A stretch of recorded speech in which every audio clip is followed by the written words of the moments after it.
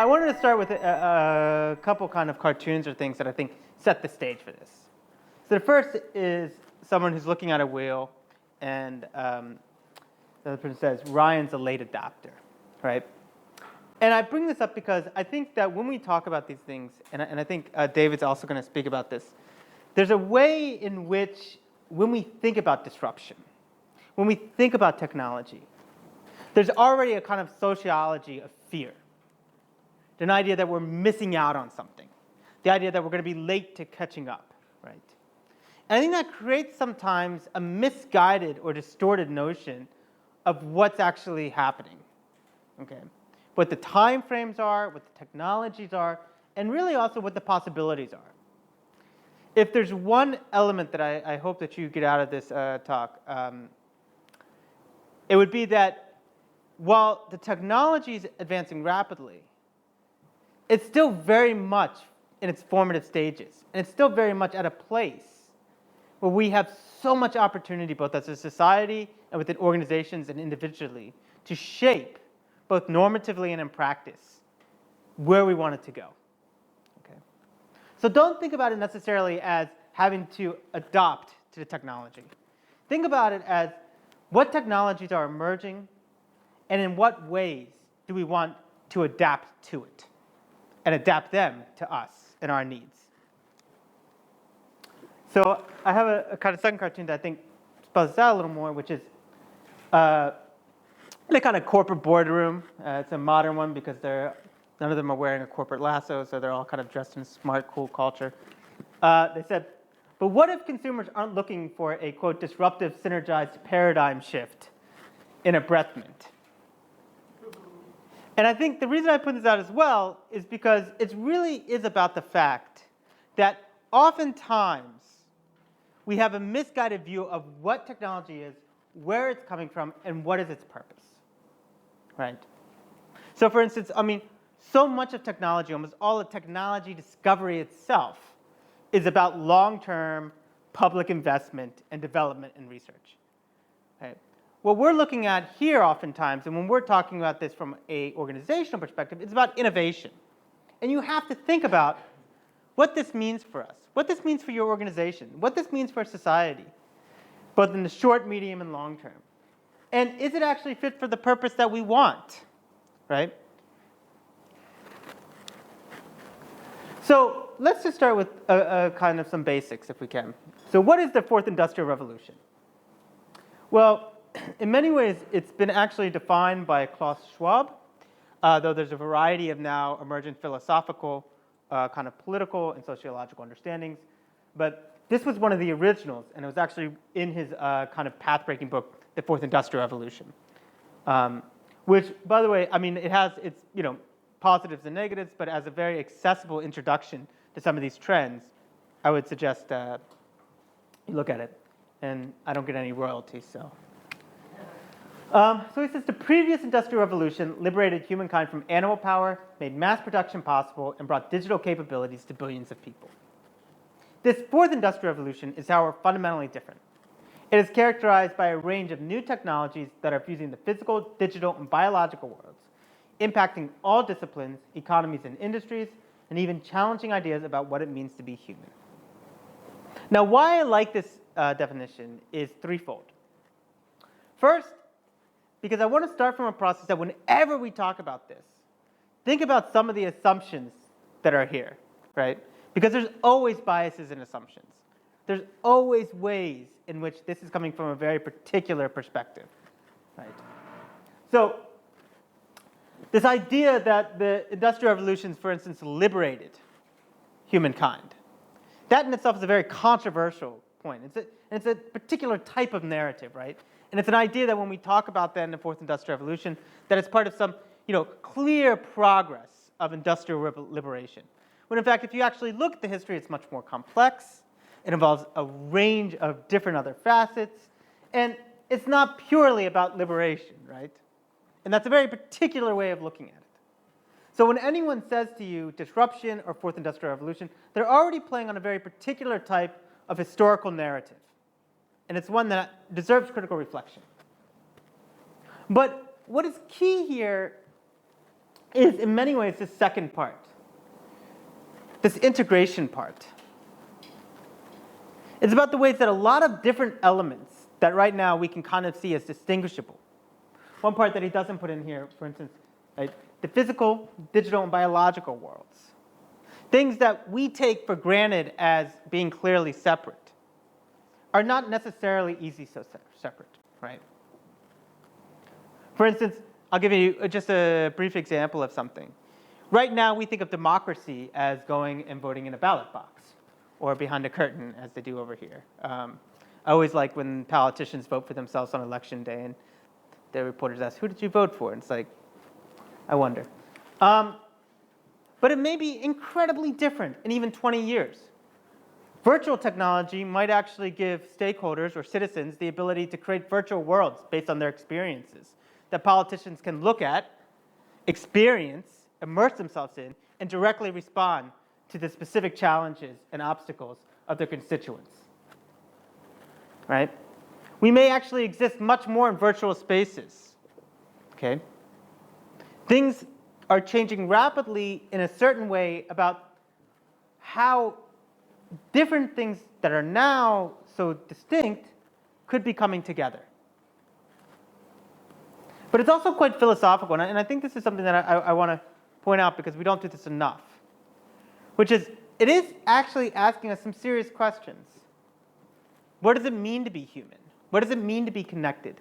What does it mean to relate to each other? What does it mean actually for us as both a society and individually, right, to be, you know, if you wanted to have a dinner party philosophical conversation, to exist?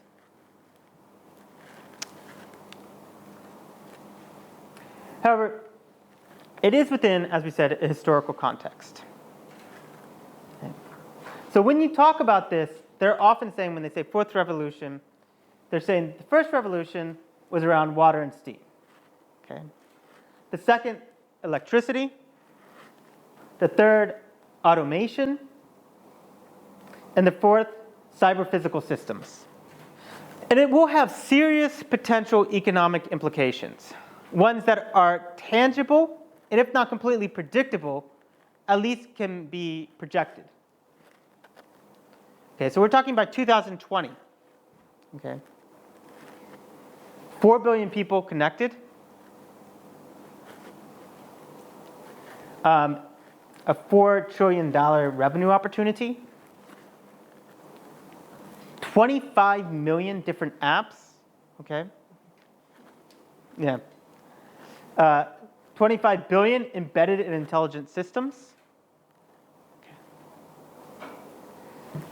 And this is a big one, 50 trillion gigabytes of data. So sometimes when we talk about this, like, you know, I started by having these kind of, you know, almost I'm wearing a beret existential questions about what it means to be human.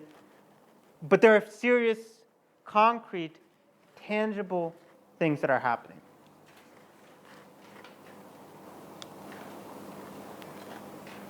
And it's important that we think about this as technologies, not technology. This is made up of a range of different technologies. So David's going to talk about the Internet of Things today, pretty much.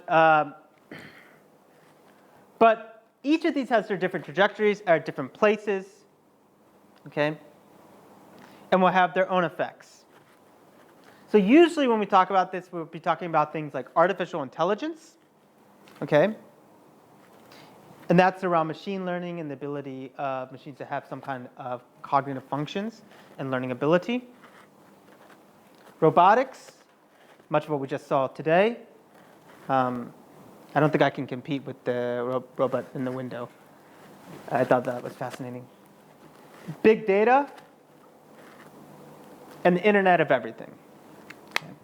Now, again, while these have very connected parts, they are technologies, and they have different functions and different implications and different consequences. Okay? And they ask us to pose for ourselves different sets of questions. A key element I also want to bring about is the fact that so much of our knowledge is very much, I think, influenced by an idea that we are so much far ahead than maybe we are. I'll give you an example. I mean, from a personal level, I find artificial intelligence incredibly interesting. Okay? And machine learning is incredibly interesting. And it's interesting on a little philosophical level about what it tells us about how we learn things, about what it tells us about what social ecosystems are, and what it tells us about what cognition is. It's also interesting about the different capacities it brings up. But if you would watch television, which I occasionally do, you would think that we're almost at the level of sometimes I joke with this with my younger cousins. So, we're almost at the Terminator level, like we're right there, right? When in fact we're still at a point where some of the best artificial intelligence from Google can't even recognize through machine learning pictures, right? It can't fully recognize and describe them. So in many ways, we're still at a quite incipient state.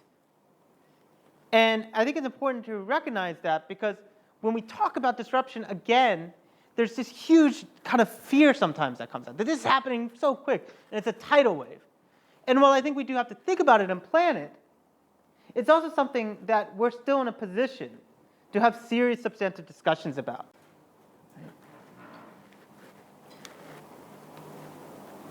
So what does it mean to prepare for the revolution? Well, there's a kind of traditional Rogers diffusion of innovation idea. It's the idea that you first have innovators, oftentimes people who are more prosperous and risk-oriented.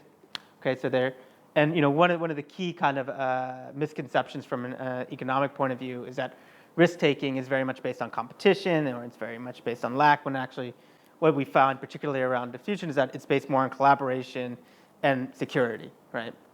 It's why actually entrepreneurship in many ways is much more connected to a strong, without any normative thing, social democracy, because people have, less fear about taking risks and starting things new. But you will see that you oftentimes have innovators who are, have the means and resources and the orientation to innovate. Then you'll have early adopters. People who are usually younger, though that's not always the case.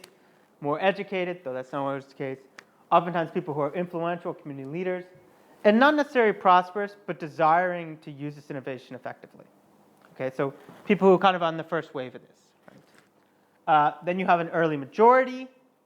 Okay, people who are a bit more conservative but open to new ideas, and they can be active in the community and influence neighbors.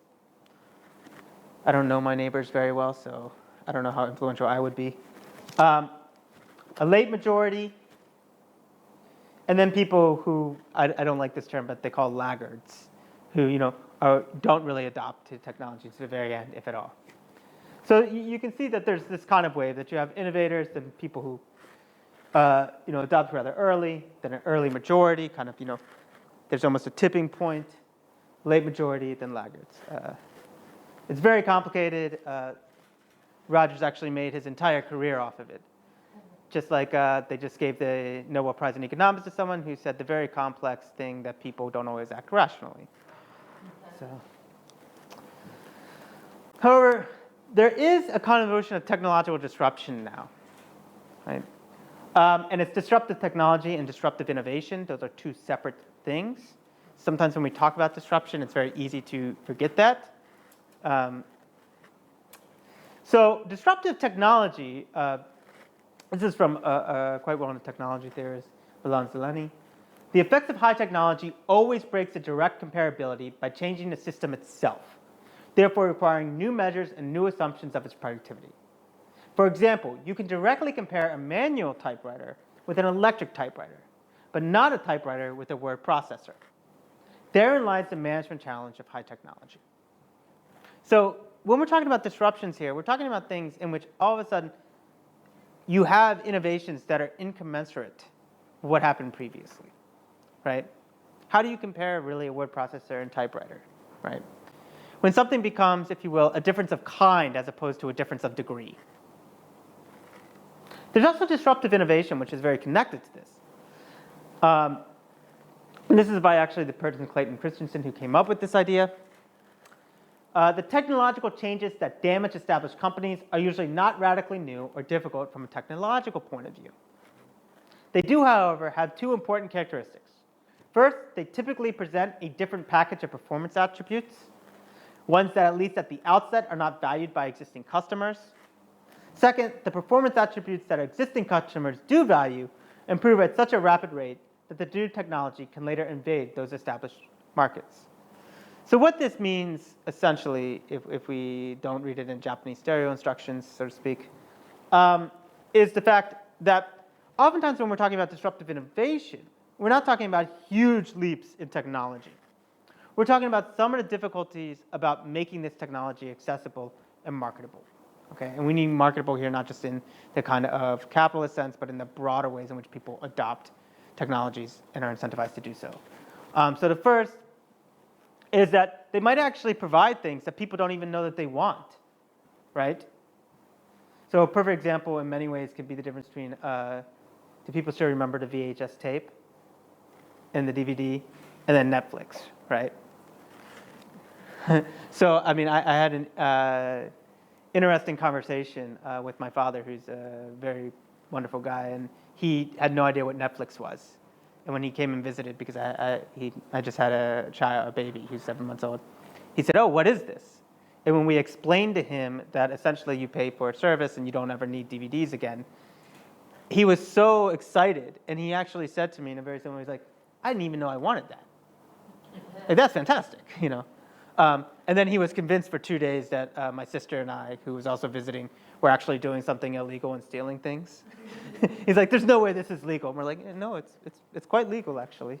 But the other is that, and this is always a big concern, and this is something that I think from an organizational point about risk analysis you have to think about, is that sometimes it introduces things and it happens so fast that new technologies can emerge and relate to it even more quickly, right? So how does this relate to preparing for Industry 4.0? Well, the World Economic Forum, which is a little bit on the cutting edge of this, really said there's 4 kind of main preparation points. Okay. And one is going to sound quite strange, but one is scaling up human-centered technology, right? Actually understanding the ways that humans react and interact and can be integrative to technology, okay? So I think that's a really important, like, to think about what the human dimension of technology is and think about how that scales up. The second is leading continuous reinvention. And this means the willingness and ability to reinvent your processes, to reinvent how you design things, and to also reinvent your thinking about things. Okay.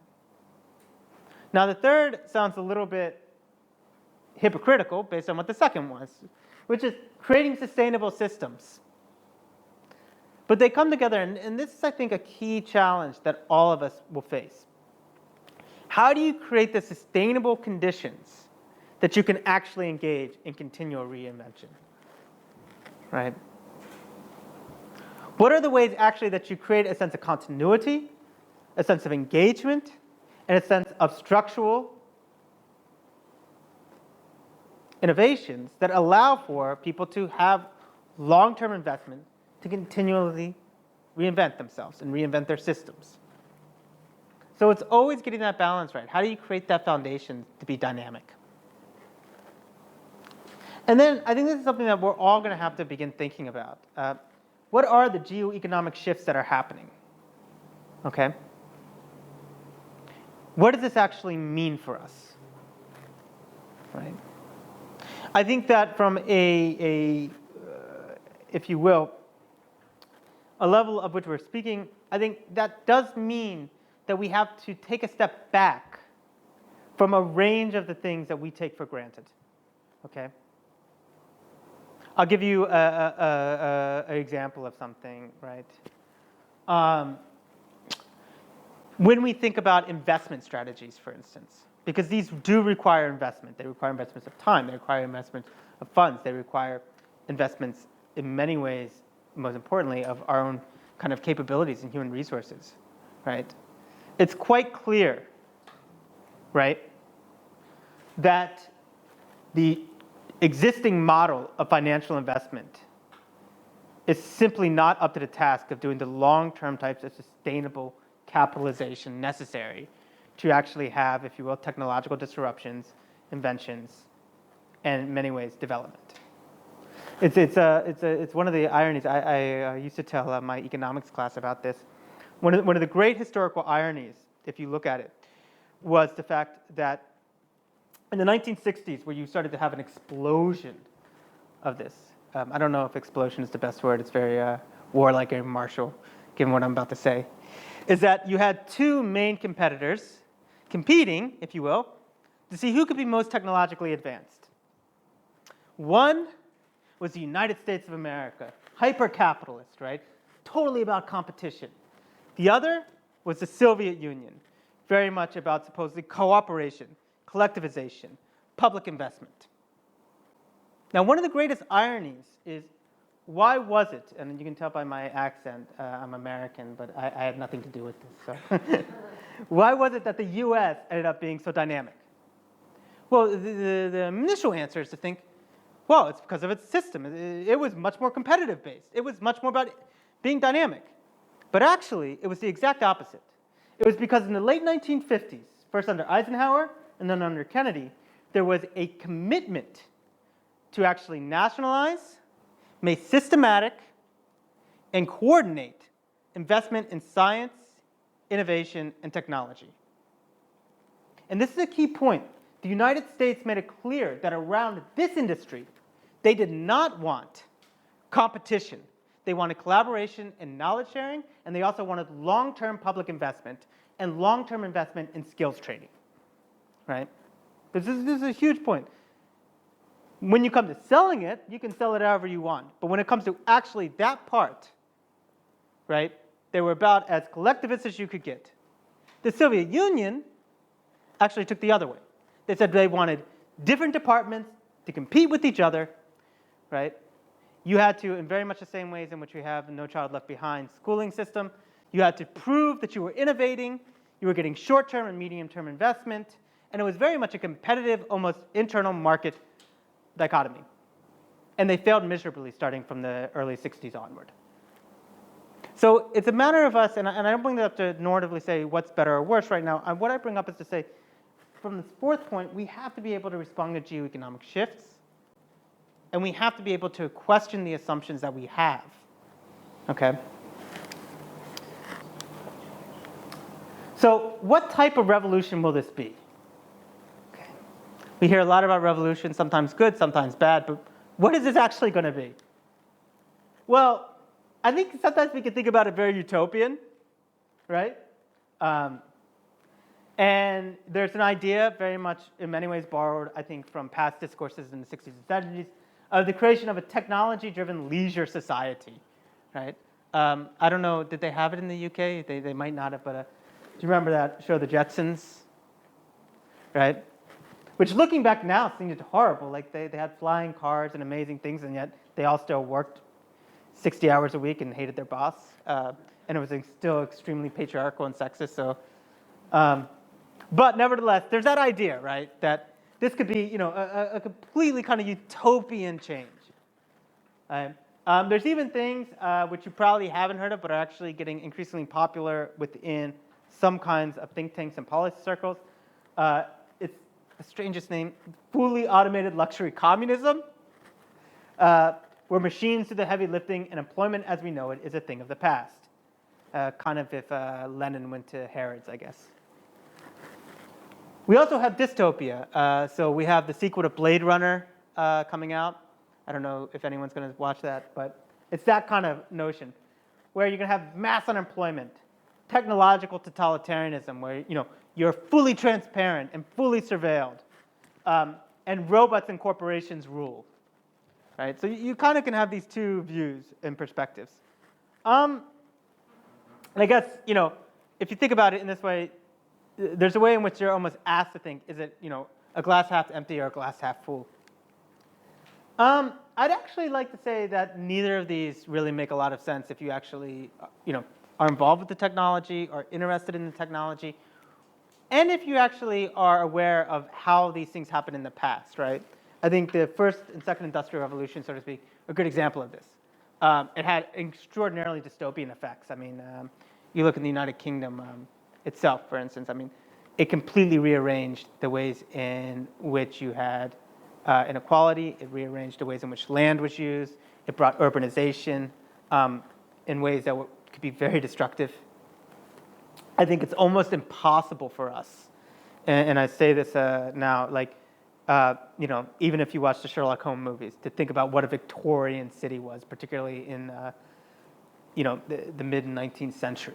And if you see all the big parks in London, those weren't built because Queen Victoria liked the people in the cities. They were built because, quite frankly, in 1848 there was a huge revolution because things were changing at a level that just hadn't been done before. However, it also had amazing elements, right? It brought new technology, it brought new possibilities. It actually began a process of capitalization, bringing about material progress in a way that we had never seen before, right? Living rates, living standards, mortality rates, material prosperity, particularly around non-colonized areas, rose for the first time in human history exponentially as opposed to cumulatively. We're talking in 50 years, people were living in a way they had never even imagined living before on a mass level. So you always have to take these things from, it's not one or the other, so to speak.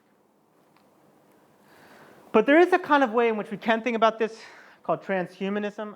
It's the idea that personal, social, political, and economic enhancement of humanity through technology is possible. So it's asking really about what can technology do to enhance the human experience. Nicholas Carr, who's a famous philosopher in this, he says, technology isn't what makes us post-human or transhuman, as some writers and scholars have recently suggested. It's what makes us human. Technology is in our nature. Through our tools, we are given our dreams form. We give our dreams form. We bring them into the world. The practicality of technology may distinguish it from art, but both spring from a similar, distinctly human yearning.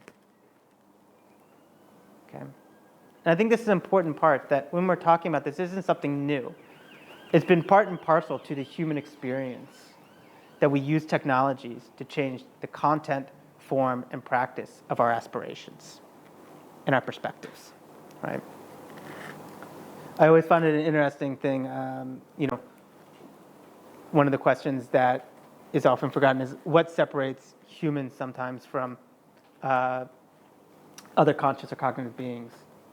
And one of the answers to that is that unlike, for instance, even Neanderthals, we're productively irrational.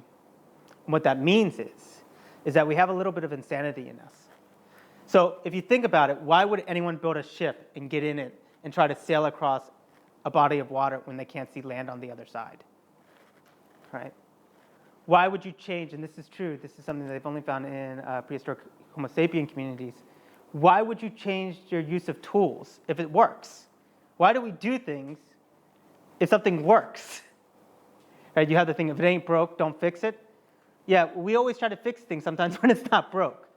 So when we talk about this, you are going to talk about a huge amount of things that seem extremely alien to humanity. But it is fundamental to who we are in our development as a species that we have always interacted with our tools, and we've always interacted with technology, and we've always advanced who we are and what we can be through technology. Right? So are we moving towards a smarter, better future? Some ideas that have kind of come are, for instance, a universal basic income. You've probably heard a lot about that in the press or newspapers. It's a quite interesting idea. It's an idea that everyone gets a basic income because we have the capabilities to do so. And in fact, one of the key points that we have to talk about is, what's going to happen when you run up against the fact that the technological capabilities that our society is able to instantiate run up against its human cost. A good example is the Open University in Milton Keynes. It's one of the first cities that are experimenting with driverless cars. Has anyone ever been in a driverless car? No, it's an interesting experience. But what this is really talking about is not the technology. We have the technology to really put in the testing to know how we can do this. And in many ways, it would be fantastic. It would help us systematize and make smarter congestion policies. It would help reduce our air pollution. It would actually make it more accessible and easier for people to travel. But there's serious ideas about the fact that, well, what about taxi drivers, right? What about bus drivers? For us to be able, for me to be able to hail down a driverless car and pretty much for free because we could do it by scale. That's a key part that we're going to get to. In order for me to be able to get that, because at 2 a.m. in the morning I need my Doritos and I got to have them. Does that mean that I have to make taxi drivers and bus drivers homeless? Right? Put them out of work? So it's a key question, and it's one that I think we've actually confronted in many ways in the very initial stages of this, right? Where you've seen massive retractions of work. You've seen a completely failed idea that, you just need to reskill people. Well, it's not just about reskilling people. It's about actually, if the jobs aren't there, they're not there. And there is a certain truth that as we become more efficient and smarter, the jobs are going to change, but also the need and investment of humans in these types of tests are going to change. So how do we deal with that? And one idea, it's not saying that we should do this, is universal basic income. But the importance of that is to rethink what our society might look like because of these disruptions. Also, virtual progress. We may be in a much more immersive, connected experience. I brought up the idea of democracy before. But one of the aspects that I think we're going to have to take seriously is the fact that really we're going to have much more information available to us and much more capabilities of allowing people to live through the experience of others. And that's going to potentially change how we relate to each other and the ways in which our own lives are thought about and predicted for us. The other is something that we call community-led data empowerment, right? One of the key aspects of this, and I always say this, is that there is a person and a set of biases behind the technology. Facebook and Google, it's not a accident, right? And it does not have no implications that they are run by white, privileged American males. And we're already seeing right now that within our algorithms, there's huge amounts of biases and huge ways in which we're reinforcing, okay? A number of kind of sexist and racist and classist discourses. So community-led empowerment, data empowerment, is really about bringing different communities in and bridging some of these digital divides to allow more stakeholders and more views about what kind of data should be collected and how it can be particularly empowering those communities. Right? And again, we've already seen some of the problems of this. I mean, a clear example of this is, again, I'll use a US example. In the 1980s, when I was growing up, there was, up until about 1982, 1983, 1984, they've done the research on this, women were actually equal to men in terms of the technological innovations that they made for computing. Something that you don't hear a lot about, but they were as much pioneers. Afterwards, you saw a dramatic fall off of that. Why? Well, they've actually found out that in terms of how the U.S. did its Genius grants, which was bringing in people from outside the U.S., how the U.S. actually started doing some of its discourses around education, that they made it a very kind of, computers as a very kind of male activity, right? And I remember that growing up. I mean, it was boys who were supposed to play with computers, for instance, when I was growing up. So you've already seen some of those shortfalls, and it's something to think about. Also, smart organizations, and we use smart in quotes. I mean, we're really going to be able to change how efficient organizations are, the kind of information we can collect and how they're connected and linked, right? We can make extremely responsive organizations, okay? Organizations that, for instance, if, I'll give an example of someone. Who's ever been working and you notice that the server's going down and it's not working? There's already HR systems that are being developed that when that happens and they can get a critical mass, that they can immediately respond, send to you a message internally to say, this is that we know this is happening, this is how we're going to respond to it, and this is the time frame, right? They already have things where you can take out your phone, scan a barcode, and immediately have it put in your bank account, okay? These things are happening, and they're happening at a mass level, okay? One of the key points that I think is for instance, the climate change debate is we have so little information about climate change. We have a ton of data, but data is different than information. And we're just now getting to the point where we can start coordinating this and understanding about what is the proper timeframes and who's doing the polluting and how this polluting can be limited. So, congestion is a perfect example of this, what we talked about with, when we talked about with driverless cars, right? Collecting data about knowing when people travel most and how you can better regulate that and how you can give people information to say, this is the time you usually go to work and you might actually be better to travel at this time, right? These things are all happening. So we are moving towards smart organizations. The question is, are they going to be smart and empowering and for particular values that we care about, or are they going to be for other values and disempowering? So what does this mean for you? Well, one of the key things that I think is happening around now is business intelligence. It's a little bit unfortunate that we use business sometimes because this is happening for organizations across sectors. And this is a technology-driven process for analyzing data and presenting actionable information to help executives, managers, and other corporate end users make informed business decisions. Okay. Now, again, this is a very kind of, at this point, corporate model. But it really is about, if you will, being intelligent about technology and the need for innovation. It's actually coming together and saying, what capabilities do we have, and how do we want to use them, and should we use them? We ask a lot of questions sometimes like, can we do stuff, do things? But the question that comes with is being intelligent about, should we do things? And it's about being intelligent how you transform your business. And I think this goes, again, across sectors. It's not just about in this kind of model of the kind of corporate boardroom, right? It's a kind of classic case.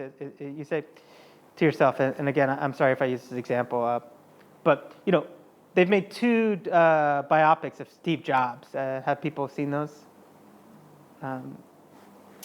I watched about 30 minutes of one with Ashton Kutcher, and I just thought, that's enough for me. But if you watch these movies, you think, Steve Jobs, he's such a great inventor, he's such a great creator, he's all these things. Does anyone know, and this I will open up a question if you don't know, it's not rhetorical, the actual only true innovation that Apple has come up with? All of its technology is government funded. Does anyone know what actually Apple has done?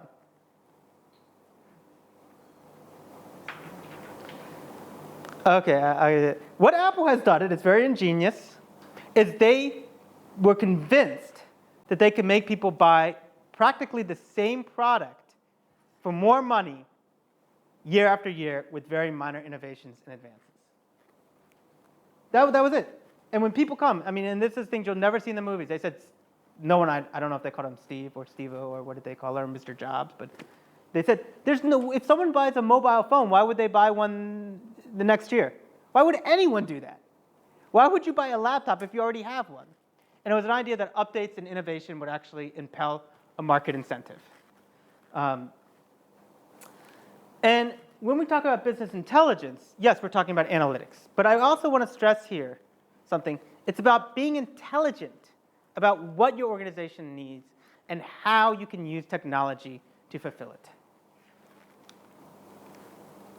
It's also going to be about new ways of working. So I didn't put this up because I particularly support it or anything like that. But very interestingly, the Labour Party just commissioned a document that's now being shared across, I think, the government, which is alternative models of ownership. Now, the reason I bring this up is because when you talk about cooperatives, community ownership, public ownership, I think this sounds extremely, either backward thinking or forward thinking, depending on how you think about it, right? What is interesting now is that the ways in which these are occurring are happening now, like cooperatives, for instance, are huge and they're growing. And the reason is not because they're normative, not because we sit around and we say, this would be wonderful, but because they are more competitive and dynamic. And that's because we're moving in an age when collaboration is making much stronger implications for us. Where to be dynamic, you have to share information, right? Where there has to be things are happening quick, so there has to be much more quality of decision making, okay? Also, because of the fact that some of the things in which this can provide us don't necessarily fit within our current structures. So I'll read a quote. Automation has an emancipatory potential for the country's population, but the liberating possibilities of automation can only be realized, and the threats of increased unemployment and domination of capital over labor are only countered through new models of collective ownership that ensure the prospective benefits of automation are widely shared and democratically governed. Now, again, I think there's a huge debate to be had, but it is a debate that is being had about what is this going to look like organizationally? And is technology going to increase inequality or increase our participation and engagement and equality around this? But you're already seeing, putting those kind of bigger questions aside, some serious things around flexible working, being able to work increasingly from home, right? And why this is interesting, it's because here we already know that you can work anytime, anywhere, right? Now, this sounds really great. I mean, who doesn't like to work from home, right? Or at least I do, because it's closer to the refrigerator. However, this also creates its own issues. The always-on employee, being able to be reached 24 hours a day, 7 days a week. That brings its own challenges. There's already reports, maybe everyone here is much better than most other people in society, but can you switch off from work? Is there actually a boundary between your work and life? Boundaryless careers, working beyond just one organization and one job type, and having the ability and data to do that. Open source problem solving. Okay. So what I want to end with is kind of 4 points that I think are really important, and then we can open up for questions. First of all, the future is not inevitable. Technology is happening, technological advances are happening, but how it happens is not inevitable. And we have to constantly remember that. And we have to think about how do we make disruptions an opportunity, not a threat.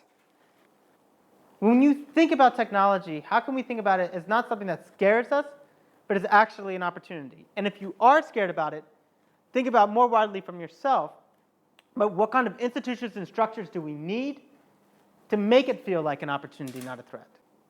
How do we turn something like driverless cars into something interesting and exciting as opposed to fearful? Creating a sustainable future in the present. What we have to begin thinking about now is what kind of sustainable measures do we need to put in place that we can actually have an innovative and dynamic future.